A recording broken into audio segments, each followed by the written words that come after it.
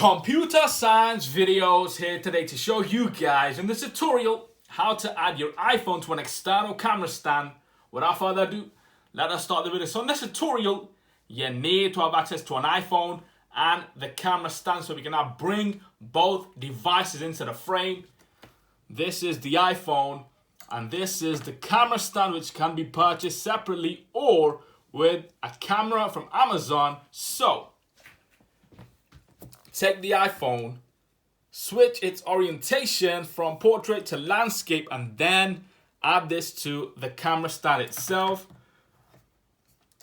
And now go to the camera app. Go to video. We are now ready to start recording videos. We can adjust the height of the camera stand. Switch to photo. If I readjust again,